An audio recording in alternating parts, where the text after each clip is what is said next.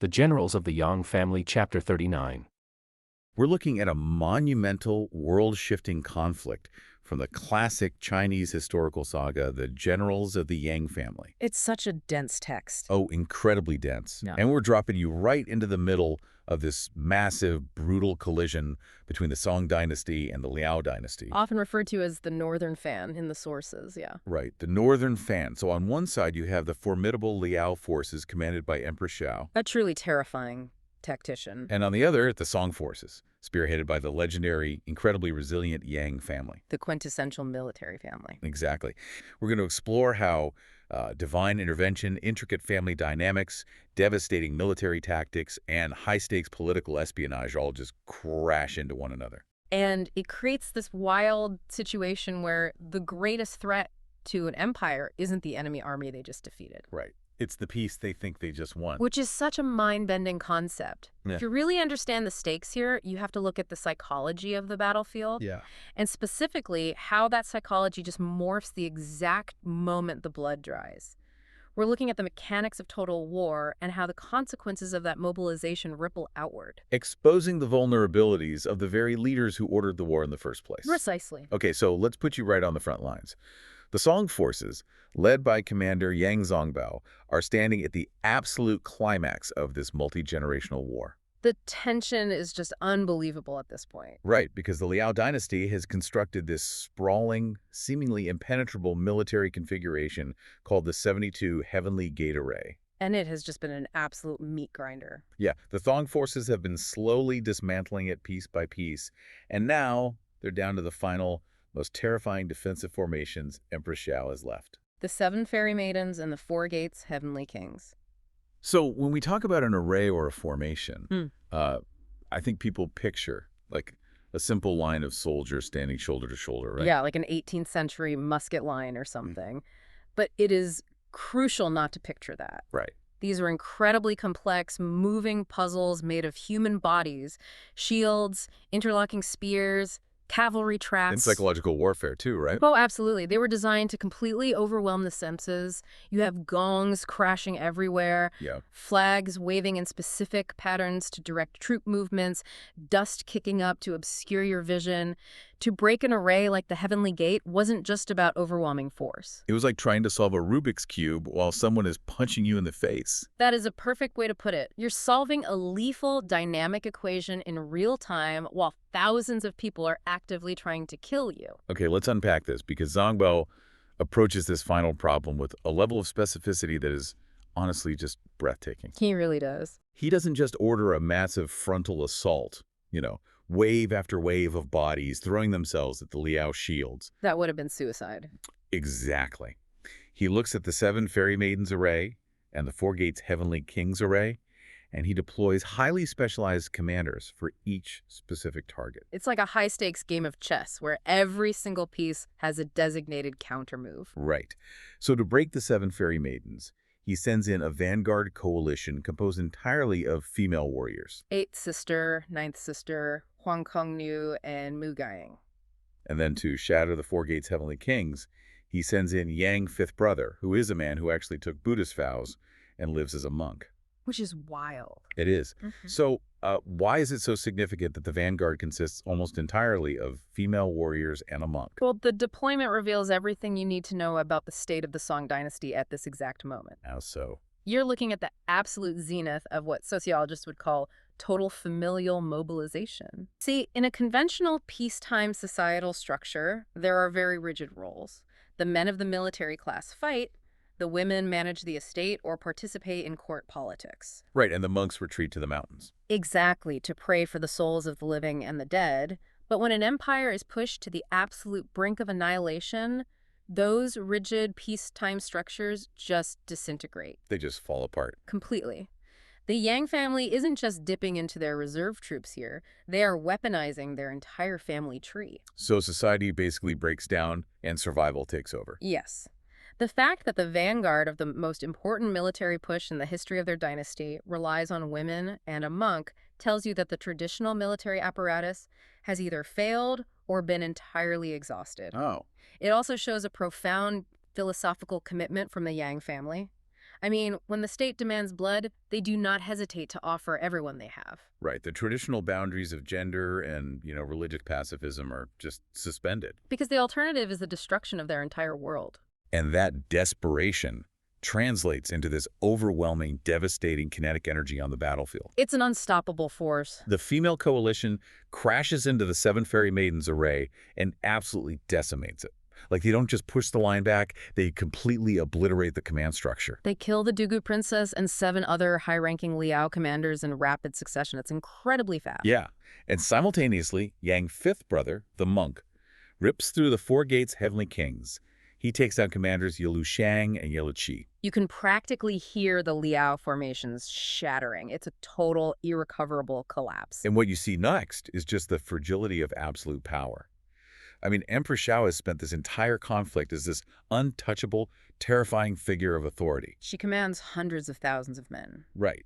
But the moment those 2 final arrays break, her power just evaporates. They're gone in an instant. She realizes the lines are gone, and her immediate instinct is to call for her top advisor, strategist Lu Gu. She needs a new plan, a way to regroup.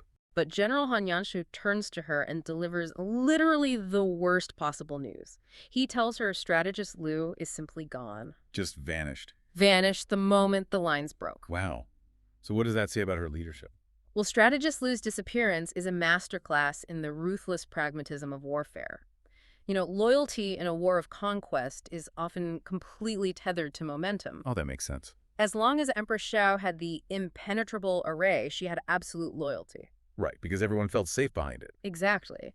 The second the physical protection of the army vanishes, the political and personal loyalty of her advisors vanishes right along with it. She is left totally exposed. So she's forced to flee the battlefield in this tiny, nondescript cart. Which is such a striking image. It really is. I mean, this is the ruler of the massive Liao dynasty, a woman who commanded a military machine that terrified the Song for years. And now she's taking back roads with just 2 generals. Yeah, Han Yanshu and Yilu Suigu just desperately trying to outrun the Song pursuit. The whiplash from supreme commander to desperate fugitive happens in a matter of minutes. And that speed of collapse is what makes the ensuing reality so difficult to process. The adrenaline of the tactical victory, the brilliant deployments by Zongbao, the thrill of breaking the unbreakable array, all of that is intoxicating. But war is fundamentally an engine of destruction. And the bill for that destruction always comes due the moment the fighting stops. Right. The aftermath is where the narrative forces you to stop cheering and start staring at the true cost of this battle. Because the numbers are just staggering. 400,000 Liao soldiers are killed. Yeah. That number is almost impossible to conceptualize. You're talking about the population of a moderately sized modern city being wiped off the face of the earth. The ground is literally soaked in blood. The sources say the bodies are piled into artificial hills. It's horrifying. An army of that size doesn't just disappear, it basically becomes a geographical feature. Right. The logistics of dealing with 400,000 corpses are insurmountable. They become a permanent scar on the landscape. And the narrative actually pauses right in the middle of this massive historical turning point to acknowledge that scar. Yeah, there's a poem dropped right into the description of the carnage, which is fascinating. It is. It jumps forward in time, imagining a traveler 100 years later riding through this very plain. Right. The traveler stops their horse, looks out as the evening sun hits these mountains of white bones that are still there a century later, and feels this profound, overwhelming sorrow. It's such a snark pivot in the tone of the text. Here's where it gets really interesting, because you go from this hyperkinetic energy of swords, breaking shields, to a quiet, mournful meditation on the permanence of death. It forces the reader and the citizens of the victorious empire to grapple with the psychic weight of their own survival. Yeah. The poem doesn't celebrate the bones as trophies of the Song dynasty. It mourns them as a monument to human tragedy. It's a striking moment of empathy. It really is. The narrative is acknowledging that while the Yang family's cause was righteous and necessary for survival, the human cost paid by the Liao soldiers is still a horrorscape. And the tension between military necessity and human tragedy plays out so vividly in the capture of Han Yanshu. Oh, definitely. This is the Liao general who fled with Empress Xiao. Yeah. General Zhao Zhen tracks him down, chases him, and demands his surrender. They clash briefly, but it's pretty one-sided. Yeah, Han Yanshu is captured, dragged back to the Song camp, and thrown down in front of Commander Zhang Bao. And his presence in that tent is highly symbolic, because earlier in the conflict, this was a man whose ego literally took up all the oxygen in the room. Right, he was insufferable. He boasted constantly about being the greatest hero of the North. He was the loud, aggressive voice of Liao's superiority. He really embodied the idea that martial prowess makes you invincible. But kneeling in front of Zhang Bao, surrounded by the army that just annihilated his people, Han Yanshu is entirely silent. Not a word. And Zhang Bao actually actively mocks him. He leans in and asks where all that boasting went, why the great hero of the North is sitting in the dirt as a prisoner. And Han Yanshu doesn't offer a defense. He doesn't hurl insults, he doesn't beg for his life, he just keeps his head bowed. Yeah. So Zhang Bao decides there is no utility in keeping him alive and just orders him taken outside and beheaded immediately. The silence of Han Yanshu is literally the sound of an ego breaking against reality. Wow. Yeah. He has seen the 400,000 dead. He has seen his empress flee in a peasant cart. His entire worldview, which was built on the myth of his own invincibility, has been completely dismantled. Right. So his refusal to speak isn't just stubbornness. It's the quiet acceptance of a man who understands that his era is over. The summary execution is brutal, but it's the logical conclusion to the collapse of the Liao military machine. Yet, while that incredibly grounded, gritty execution is happening, something wildly supernatural occurs. Yes, the tonal shift here is wild. The mysterious Taoist Zhong, a strategist who had been instrumental in helping the Song forces navigate the battlefield, suddenly vanishes. Just poof, gone. Right into thin air. And Zhang Bao realizes in that moment that Taoist Zhong wasn't just a clever tactician, he was the immortal Han Zhanli in disguise. An actual deity from the heavens was walking among them. Guiding their hands. So how should you process this blend of gritty war reporting and mythology? Well, you're looking at two opposing realities occupying the exact same space. Okay. On one hand, you have the cold, mechanical reality of a prisoner of war being decapitated outside a tent. On the other, you have divine revelation. And this duality is a vital piece of ancient political technology. Political technology, wait, how does an immortal vanishing function as a political tool? Because of the 400,000 bones. Oh. Right. If you're a ruler or a general, and you have just orchestrated the deaths of nearly 500,000 human beings, you need a justification that transcends human geopolitics. Because it's just too much blood. Exactly. You cannot simply say, we killed them because we wanted their land, or even, we killed them because they tried to kill us. The psychic burden is just too heavy for the populace to bear. I see. By revealing that an immortal was orchestrating the victory, the narrative reframes the slaughter. It tells the soldiers and the citizens that this wasn't just a border dispute, it was a cosmic mandate. The heavens themselves descended to ensure the Song dynasty prevailed. Yes, the violence is retroactively sanctioned by the universe. It provides a divine stamp of approval on a sea of blood. It basically says, don't look at the carnage as a tragedy, look at it as the will of heaven. Precisely. But the inclusion of the poem about the traveler weeping over the bones proves the text refuses to let the divine mandate entirely sanitize the human cost. It's a brilliant, uneasy balance. The gods may have wanted the victory, but humans still have to live with the ghosts. And living with the ghost requires securing the future so the violence wasn't for nothing. Which brings us to the crucial strategic crossroads following the battle. Right, because now the real political game begins. The Yang family generals are exhausted, but they are also staring at the greatest opportunity in the history of their empire. Yang's sixth brother, who operates as the central strategic mind of the family, surveys the situation. He sees the whole board. He sees the shattered arrays, the fleeing empress, the complete lack of organized Liao resistance. He understands the mechanics of momentum. Very much so. So he immediately drafts a report to Emperor Zhenzong. He details the overwhelming victory, but he doesn't just send a status update. He sends a plea for action. Because Sixth Brother's mindset is that of a pure field commander. He operates on the principle that an enemy allowed to retreat is an enemy that will inevitably return. Right. You do not leave a wounded predator in the forest to heal. Exactly. His pitch to the emperor is essentially, we have broken the lock on the front door. The house is empty. Let's march your imperial chariot straight into Yuzu, the Liao heartland. Let's finish this. Let's capture Empress Xiao before she can regroup, seize their territories permanently, and secure peace for 10,000 generations. It is the decisive finishing blow. And tactically, it is the only mathematically sound way to end a multi-generational war. You limit the capacity of the enemy to wage it. Okay, so Emperor Zhenzong reads this report. He holds the key to ending the existential threat to his empire forever. And his response is to hit the brakes completely. It's maddening. He rejects the plan. He tells Sixth Brother, the troops have been fighting a long time. They are fatigued. We need to rest and secure our current foundation. Leave a holding force at Nine Dragon Valley, pack up the rest of the army, and return to the capital. To a field commander, that order is incomprehensible. Wait, they just wiped out the enemy's main force? Why hit the brakes now? It's active self-sabotage. Yes, it feels that way. Imagine watching a championship game. One team is absolutely dominating. They're up by 30 points in the third quarter. The opponent is demoralized. Their defense has completely collapsed. Their star players are injured.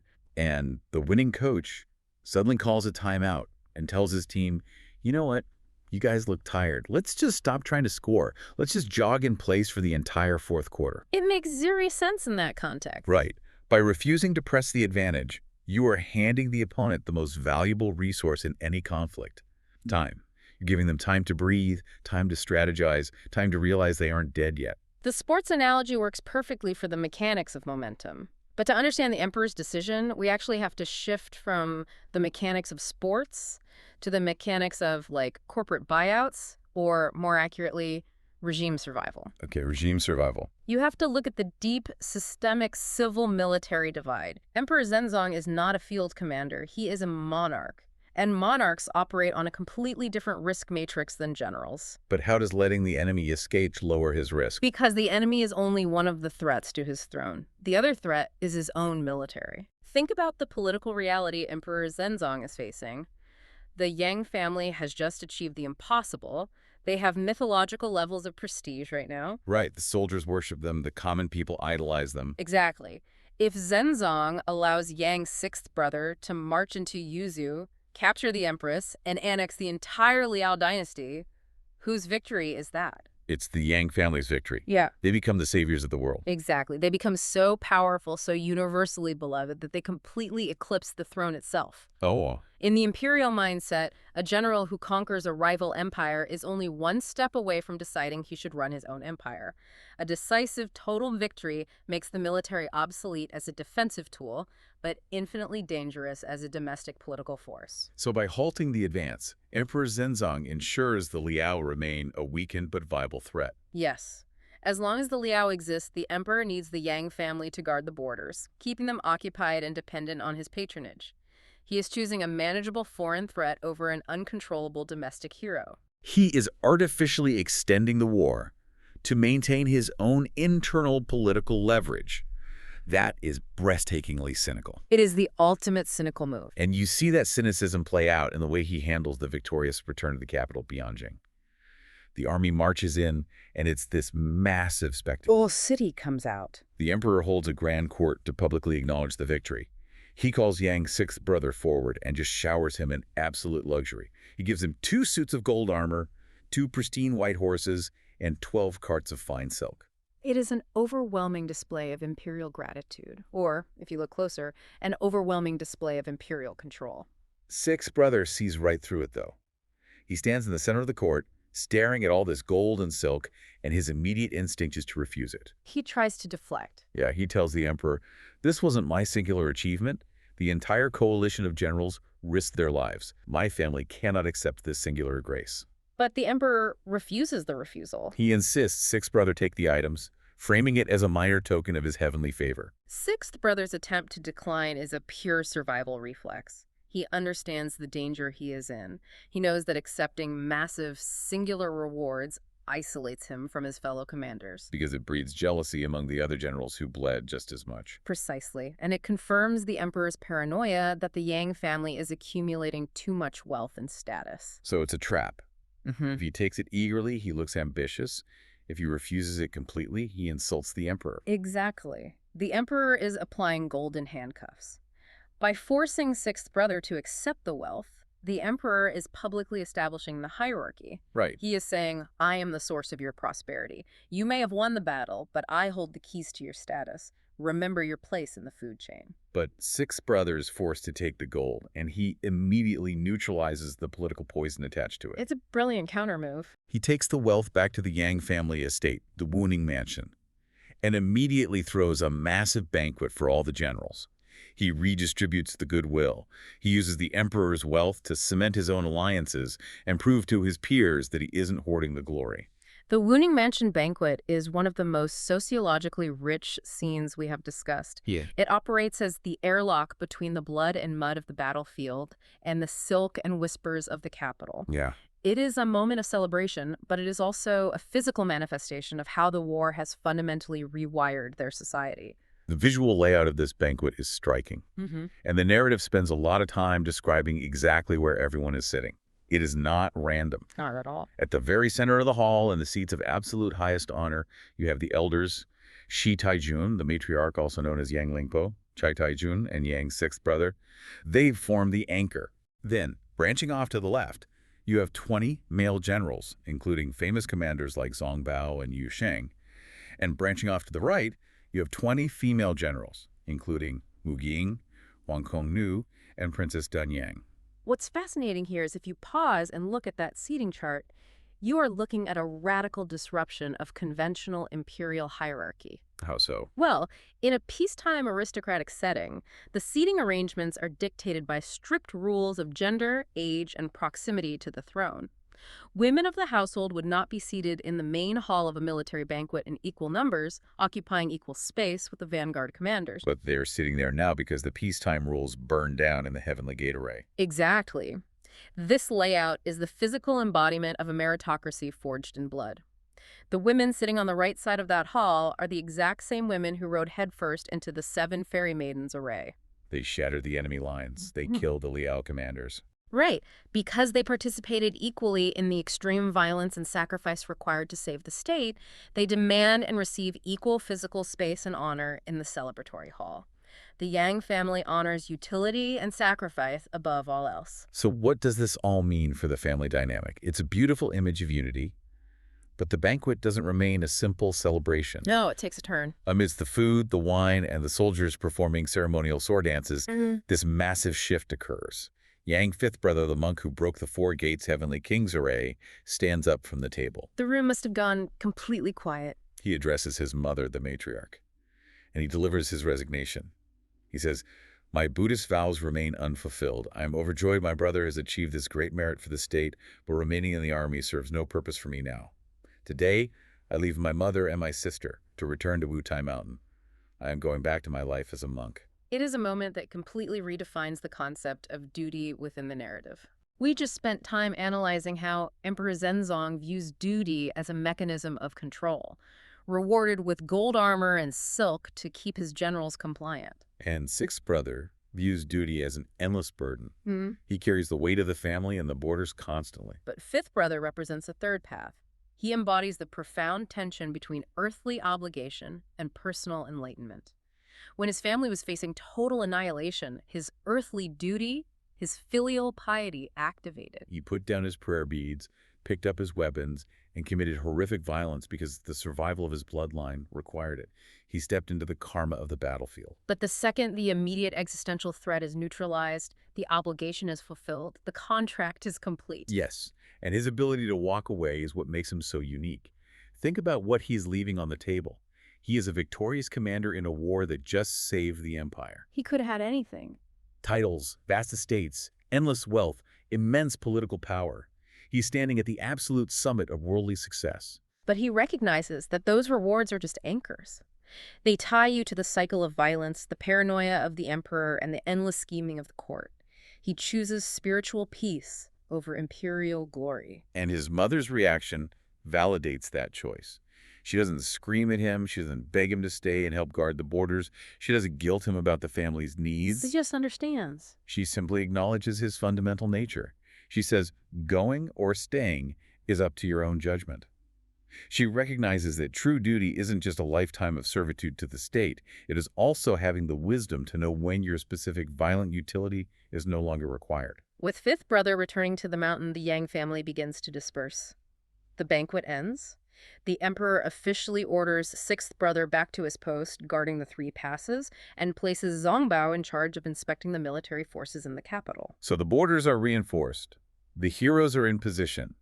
It creates the illusion that the Song dynasty is finally secure. An illusion that is about to be shattered without a single sword being drawn. Because while the Yang family was fighting for their lives in the mud, and while the emperor was busy putting golden handcuffs on his generals, a rot had been quietly spreading at the very top of the civilian government.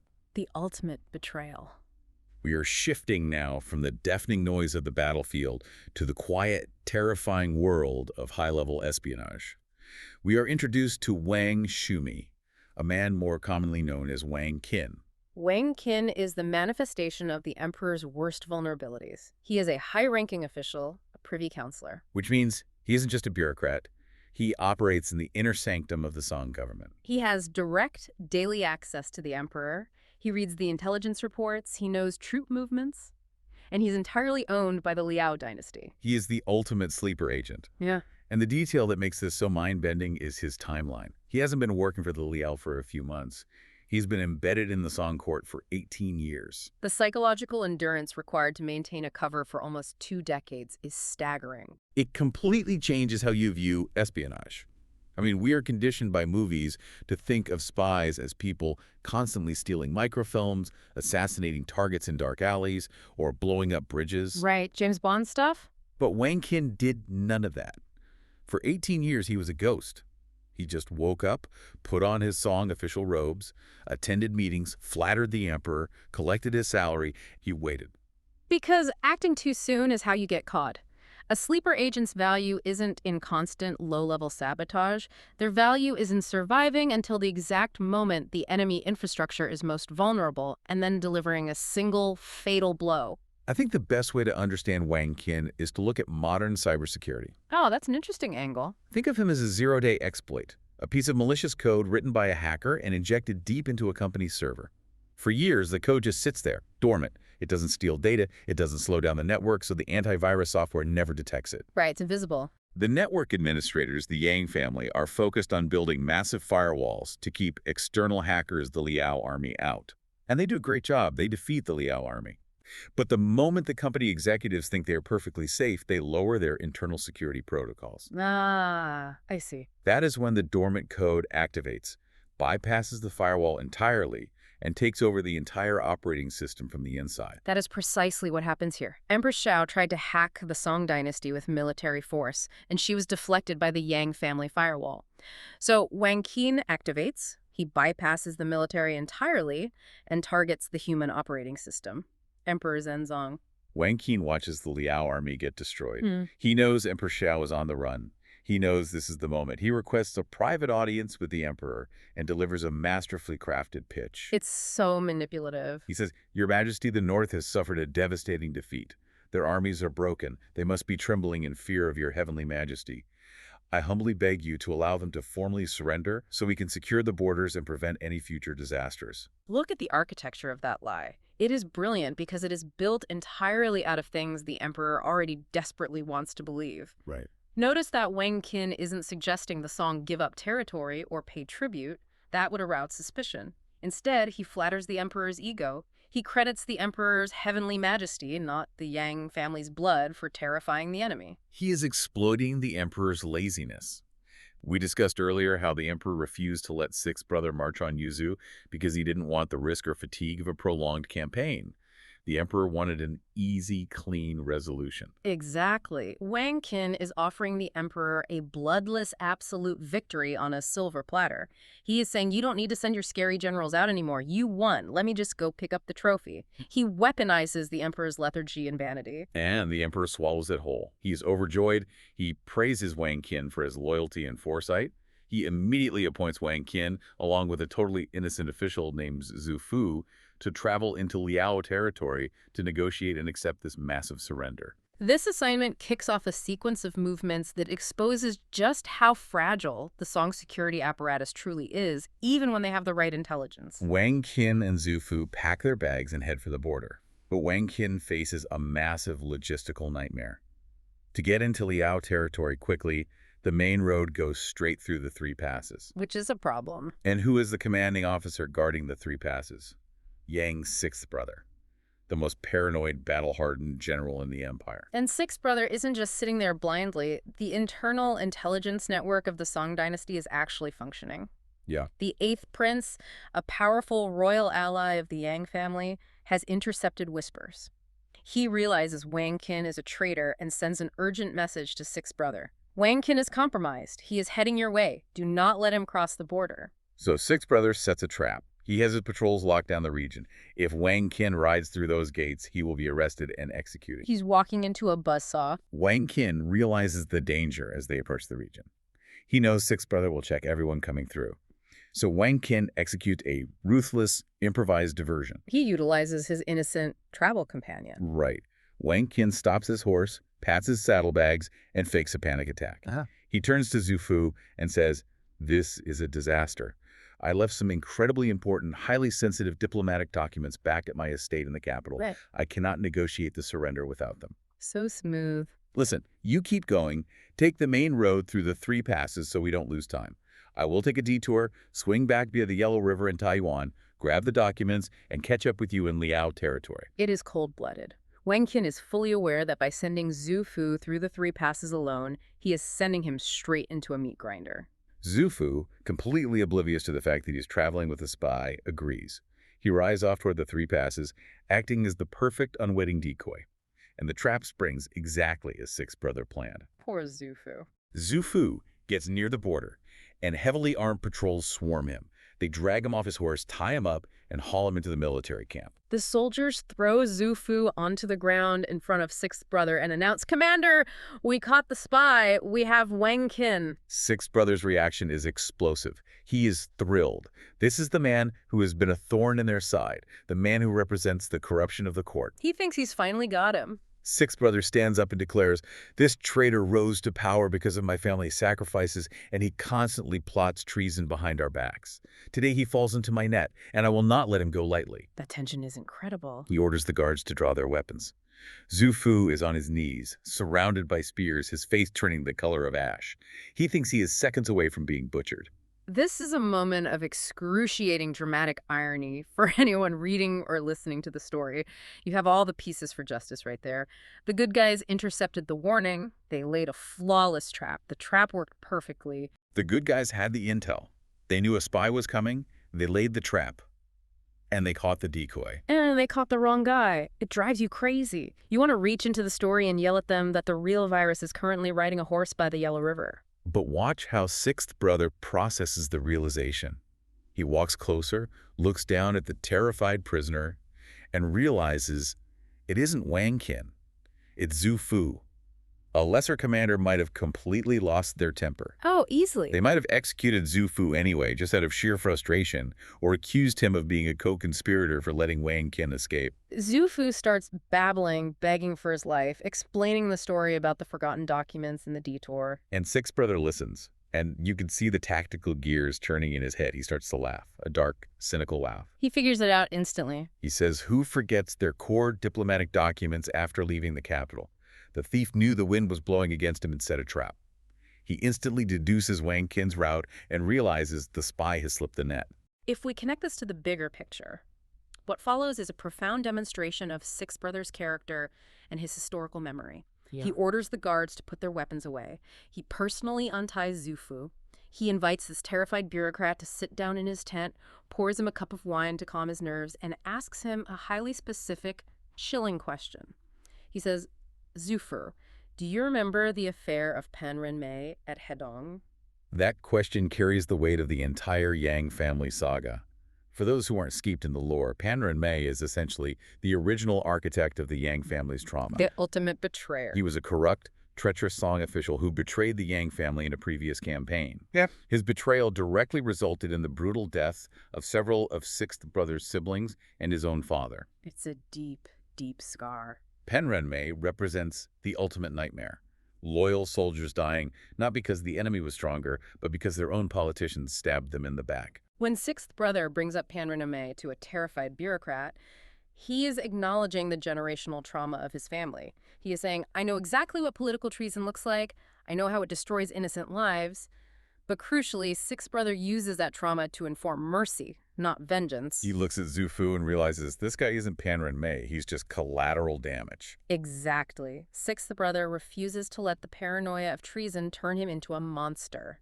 He knows Zhu Fu was used. He tells him, "We are old acquaintances. There is no need to be afraid." He gives him a safe place to sleep for the night and sends him on his way the next morning. It is a moment of immense political maturity. Sixth Brother breaks the cycle of misplaced violence. It is a beautiful character moment, but strategically it means the zero-day exploit has successfully bypassed the firewall. Yeah, the damage is done. Wang Qin has escaped. He rides hard through his detour and finally crosses into Liao territory. He arrives at Yuzhou, the capital, walks into the throne room, and he comes face to face with Empress Xiao. And this is where Wang Qin's incredible 18-year gamble almost ends in a very messy execution, because Empress Xiao is not experiencing the lethargy of Emperor Zhenzong. No, she is not. She is experiencing the pure, unadulterated rage of a survivor who just lost everything. Wang Qin walks in, expecting to be welcomed as a vital asset. Instead, Empress Xiao sees him, and she absolutely loses her mind. She slams her hands on the desk. She screams at him. She calls him a treacherous thief. She's furious. She says, "I have been sitting here trying to figure out how to send assassins to the Song capital to murder you, and here you come walking through my front door." Her rage is entirely logical. Put yourself in her position. You recruited an incredibly well-placed spy. You paid for his ascension. You waited almost 2 decades. Right. Then you find yourself fighting the battle of your life. Your formations are breaking, your generals are dying, you are fleeing in a cart, and during all of that, your master spy in the enemy capital does absolutely nothing to help you. No sabotage supply lines, no poison generals, no leaks troop movements. He is the ultimate useless employee. You hire a guy to be your head of security, and while your house is burning down, he's across town drinking tea. He represents a catastrophic failure of investment. She orders her guards to drag him out to the execution grounds immediately and hack him into 1,000 pieces to satisfy her anger. The guards grab him. He is seconds away from being diced. But right before they drag him out the door, 2 Liao generals, Yelu Suje and Yelu Suigu, step forward and intervene. The voices of reason. They are the voices of cold pragmatism. They tell the Empress, "Hold on. Stop yelling for a second. Think about this. If he was a coward, he would have stayed in the Song capital where he is rich and safe. The fact that he came here into this hostile environment means he must have a plan. Let's at least hear him out. If his plan is garbage, we can always hack him to pieces in 5 minutes." It is the ultimate high-pressure sales environment. It is. How does someone talk their way out of an execution in 30 seconds? I mean, Wang Qin is literally a cornered salesman pitching the deal of a lifetime with a sword pressed to his throat. He has 30 seconds to deliver a pitch that completely changes the fundamental math of a war that the Liao have already technically lost. You offer an asymmetrical solution. You offer to win the war without using an army. Wang Qin catches his breath and lays out his masterpiece. He tells the Empress, "I couldn't act before because the Song military was too focused, too strong. The timing was wrong. But right now, their emperor is arrogant. He thinks you are entirely broken. He thinks he won. Let's use his arrogance as a weapon." It's a brilliant pivot. Wang Qin proposes a highly specific, devastating diplomatic trap. He shifts the battlefield from the physical to the psychological. He says, "Write an official letter to Emperor Zhenzong. Tell him that you are utterly defeated and that you wish to submit the maps of your 9 provinces, the ultimate symbol of surrender. But tell him that this handover is incredibly sacred. Tell him that a lowly envoy like me isn't important enough to handle it. Demand that the Song Emperor send 10 of his highest-ranking, most vital civilian ministers to 9 dragon-flying Tiger Valley to formally accept the surrender." The brilliance of this plan lies in its target selection. Yeah. Wang Tin watched the Yang family obliterate the Liao army. He knows that trying to fight Yang Zongbao or Yang Sixth Brother in a conventional battle is suicide. The Song military firewall is impenetrable, so he ignores the military entirely. He targets the bureaucrats in silk robes. Exactly. Once those 10 ministers arrive in the valley, Wang Qin explains, you surround them with whatever forces you have left. You don't fight them, you capture them. You hold the entire core of the Song civilian government hostage. And then you send one messenger to Emperor Zhenzong with a simple ultimatum. Divide your empire in half and give it to us, or your entire government dies today. The emperor is too weak to let his ministers die, Wang Qin argues. He will agree. You get half the empire without fighting a single battle, and we can conquer the rest later. This raises an important question about the nature of utility in politics.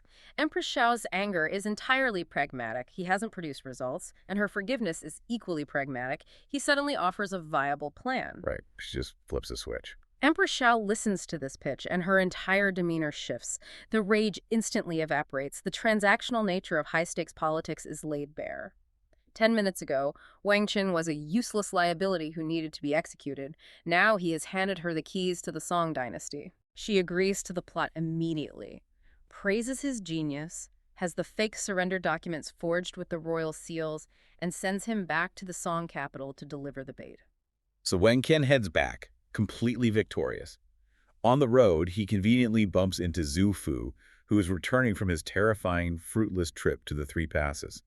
Wang Qian spins another lie, says he managed to meet with the Liao officials and secure the documents, and the two of them ride back to Bianjing together. Returning to the scene of the crime, They march into the imperial court, stand before Emperor Zhenzong, and Wang Qian presents the poison chalice. this is the climax of the political tragedy. This is where the vulnerabilities we discussed earlier, the emperor's lethargy, his ego, his fear of his own generals, all coalesce into a fatal decision. Wang Qian reports that Empress Xiao is terrified and eager to submit the Kyushu maps, but that the event requires the presence of 10 top court officials at 9 Dragon Valley to ensure the proper ceremonial gravity. Emperor Zhenzong is presented with a scenario that requires him to send his most important government officials into enemy territory, far away from the protection of the Yang family's main armies, based entirely on the word of an enemy who just fought a brutal war against them. Any rational leader would pause. Any rational leader would call in Yang's sixth brother and say, "Does this sound right to you? Should we trust this?" You think so, right? But Emperor Zhenzong doesn't ask the military.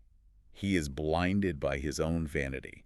He literally had the game won, and now he's walking his top government officials right into a hostage situation. He's ecstatic. He genuinely believes that his mere reputation has brought the fierce Liao Empire to its knees. It's agonizing. He issues an imperial edict on the spot. He orders his top court officials to pack their bags and prepare for the journey to 9 Dragon Valley. He is enthusiastically organizing his own government's kidnapping. It is agonizing to witness because it perfectly validates Yang Six Brother's warning from the very beginning. When Sixth Brother begged the emperor to march on Yuzhou, Yes, Six Brother understood the fundamental rule of conflict. You cannot leave a wounded predator alive because a wounded predator will use whatever tools it has left to survive. right, Because Emperor Zhenzong refused to secure a definitive, hard-fought military victory because he was tired, because he was afraid of his own successful generals, because he desperately wanted an easy diplomatic win, he left the door open. He allowed the Liao dynasty to survive just long enough for their 18-year sleeper agent to activate and bypass the military entirely. the soldiers won the war, but the politicians lost the peace. The Yang family sacrificed everything. They mobilized their women and their monks.